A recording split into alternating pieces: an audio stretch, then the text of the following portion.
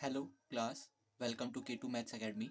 And आज हम करने जा रहे हैं क्वेश्चन नंबर फर्स्ट, एक्सरसाइज 3.1। तो देखते हैं क्वेश्चन कहना क्या चाह रहा है। ये कह रहा है कि इन अ मैट्रिक्स, ए मैट्रिक्स आपको दी हुई है और इस मैट्रिक्स में आपको बताना है the order of the matrix, यानी कि जो मैट्रिक्स आपको दे रखी है इसका ऑर्डर बताना है। हालांकि आपको पता है किसी भी मैट्रिक्स का अगर ऑर्डर बताना हो, इसका मतलब हुआ कि उसके अंदर कितनी हमारे को रोज दे रखी है और साथ साथ कितनी हमारे को कॉलम्स दे रखी है, उसी का मतलब होता है ऑर्डर। क्लियर है? आगे चलते हैं। उसने कहा इस मैट्रिक्स का आपको ऑर्डर बताना है। ऑर्डर बताने का मतलब हुआ कि इस मैट्रिक्स के अंदर कितनी हमारे को रोज दे रखी है और कितनी हमारे को कॉलम्स दे रखी है, ये आपको बताना है। और आपको पता है जितने भी एलिमेंट हॉरिजॉन्टली लगे रहते हैं इनको हम रो बोलते हैं, और जितने भी एलिमेंट हमारे ऐसे वर्टिकली लगे रहेंगे उनको हम क्या बोलते हैं? कॉलम बोलते हैं। चलिए देखते जरा। अब देखिएगा यहाँ पर अगर मैं देखता हूँ तो ये रो हो गई, ये भी एलिमेंट रो के हो गए और ये वाले एलिमेंट भी किसके हो गए? रो के हो गए। यानी कि ये भी हमारी रो है, ये भी रो है और ये भी रो है। और जितने भी एलिमेंट हमारे वर्टिकली लगे हुए, यानी कि ये वाले, ये वाले, ये वाले और ये वाले, ये सारे हमारे किसके एलिमेंट है? कॉलम के एलिमेंट है। यानी कि ये भी कॉलम का एलिमेंट है, ये भी कॉलम का, ये भी कॉलम का और ये भी कॉलम का एलिमेंट है। अब आपको ये लग रहा होगा सर हम कैसे पहचाने कि हम किस रो की बात कर रहे हैं और किस कॉलम की बात कर रहे हैं। तो इसी वजह से मैं इसको नाम दे दूंगा रो 1, इसको नाम दे दूंगा रो 2 और इसको नाम दे दूंगा रो 3। ऐसी कॉलम में इसको नाम दे दूंगा कॉलम 1, इसको कॉलम 2, इसको कॉलम 3 और इसको कॉलम 4। यानी कि हम कह सकते हैं कि इस मैट्रिक्स के अंदर हमारी 3 तो रोज है यहाँ पर और साथ साथ हमारी 4 क्या है? यहाँ पर कॉलम है। यानी कि हमारी 3 तो यहाँ पर रो है और 4 क्या है? कॉलम है। तो अगर मैं इसका ऑर्डर लिखने की बात करता हूँ तो इस मैट्रिक्स का ऑर्डर हो जाएगा रो इंटू कॉलम। यानी कि रो तो हो गई 3 और कॉलम कितनी हो गई? 4। ध्यान रखने वाली बात यह है कि किसी भी मैट्रिक्स का अगर ऑर्डर लिखा जाएगा तो हमेशा पहले रोज आएंगी और इसके बाद क्रॉस हमेशा क्या आएगा? यहाँ पर कॉलम आएगा। ये बात ध्यान रखने वाली है। एक बात इसी के साथ और ध्यान रखिएगा कि रो को हमेशा हम एम से डिनोट करते हैं और कॉलम को हमेशा हम एन से डिनोट करते हैं। क्लियर हो गई यहाँ तक बात? नहीं तो ये हमारा क्वेश्चन नंबर फर्स्ट का पहला पार्ट खत्म हुआ कि जो हमारा ऑर्डर है मैट्रिक्स का वो कितना दिया हुआ है? 3x4 दिया हुआ है। आगे आ जाते हैं जरा ए पार्ट के बाद बी पार्ट पर आ जाते हैं। इसने लिखा हुआ है टोटल नंबर ऑफ एलिमेंट्स कितने हैं। अब देखिए इस क्वेश्चन को करने के दो तरीके हैं। या तो आप ऐसा कह सकते हो कि सर मैं गिन ही लेता हूँ कितने एलिमेंट है। अगर आप गिनोगे तो ये पता चल जाएगा 1 2 3 4 5 6 7 8 9 10 11 12। तो आप कहोगे सर इस मैट्रिक्स के अंदर हमारे 12 एलिमेंट है। या फिर एक इसका दूसरा तरीका भी है, और वो दूसरा तरीका क्या है जरा समझिएगा। हमेशा ध्यान रखिएगा जब भी आपको वो टोटल नंबर ऑफ एलिमेंट बोलता है, टोटल नंबर ऑफ एलिमेंट्स बोलता है, तो ध्यान रखिएगा जो भी आपने ऑर्डर निकाला है बस वही ऑर्डर की अगर आप यहाँ पर क्या करवा दो? मल्टीप्लाई करवा दो, तो वो हमारा क्या निकल जाता है? उस मैट्रिक्स का ऑर्डर निकल जाता है। मतलब क्या हुआ जरा समझिएगा। इस मैट्रिक्स में आपको पता है इसकी 3 रोज थी और 4 कॉलम थी, यानी कि ऑर्डर बनकर आया था 3x4 का। और अगर मैं इसकी मल्टीप्लाई कराऊं तो आंसर कितना निकल कर आ रहा है? 12।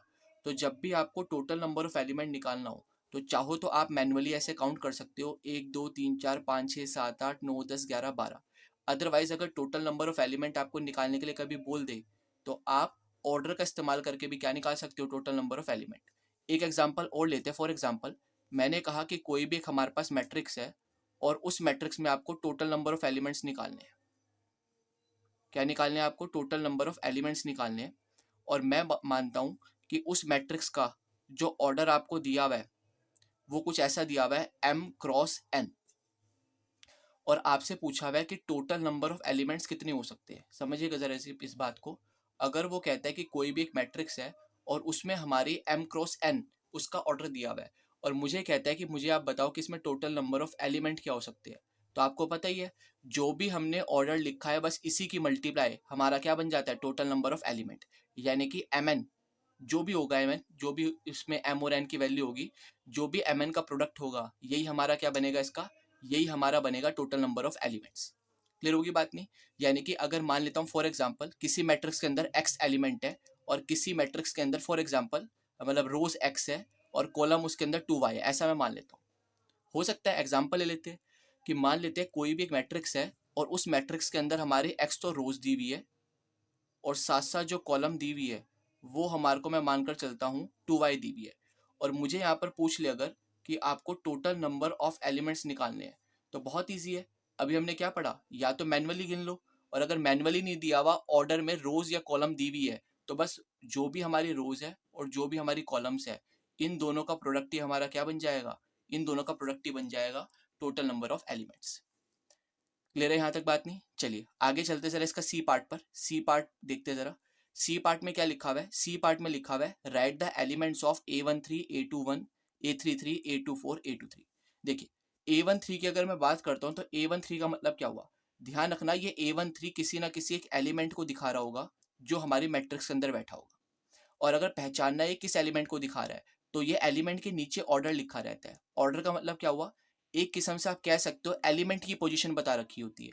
जैसे अगर मैं A13 की बात करूं, इसका मतलब है उस एलिमेंट की बात चल रही है जो एलिमेंट पहली रो में बैठा होगा और साथ साथ तीसरी कॉलम में बैठा होगा। क्लियर होगी मेरी बात नहीं? जो एलिमेंट पहली रो में बैठा होगा, तीसरी कॉलम में बैठा होगा। चेक कर लेते हैं। ये हमारी पहली रो हो गई और ये हमारा तीसरा कॉलम हो गया। तो पहली रो और तीसरा कॉलम में कौन बैठा हुआ है? हमारा 19। तो इसका मतलब हुआ A13 कौन कितना हो जाएगा? हमारा 19 हो जाएगा। चलते जरा आगे। A21। A21 का मतलब क्या हुआ? जो एलिमेंट दूसरी रो और पहली कॉलम में बैठा होगा। कहाँ बैठा होगा? दूसरी रो और पहली कॉलम में। तो ये हमारी दूसरी रो है और ये हमारा पहला कॉलम है। और यहाँ पर कौन बैठा हुआ है? आपका 35 बैठा हुआ है। क्लियर हो गई होगी यहाँ तक बात नहीं? आगे चलते हैं। आगे पूछा हुआ है A33। अगर A33 पूछा हुआ है इसका मतलब क्या हुआ? Third row third column. तो ये हमारी थर्ड रो है, ये हमारा थर्ड कॉलम है। थर्ड रो और थर्ड कॉलम में कौन बैठा हुआ है? हमारा -5 बैठा हुआ है। क्लियर होगी बात नहीं? आगे चलते हैं। A24। A24 का मतलब क्या होगा? A24 का मतलब हुआ सेकंड रो और फोर्थ कॉलम। सेकंड रो और फोर्थ कॉलम कौन बैठा हुआ है? हमारा 12। आगे चलते हैं। आगे उसने पूछा हुआ है A23। A23 का मतलब क्या हुआ? आप पहचान गए होंगे। जो एलिमेंट हमारा सेकंड रो और थर्ड कॉलम में बैठा हुआ है उस एलिमेंट को बताओ। तो हमारे को पता है ये तो हमारी सेकंड रो है और ये हमारी क्या है? थर्ड कॉलम है। तो सेकंड रो और थर्ड कॉलम में अगर मैं देखता हूँ तो हमारा कौन बैठा हुआ है? 5/2 एंड दैट्स ऑल।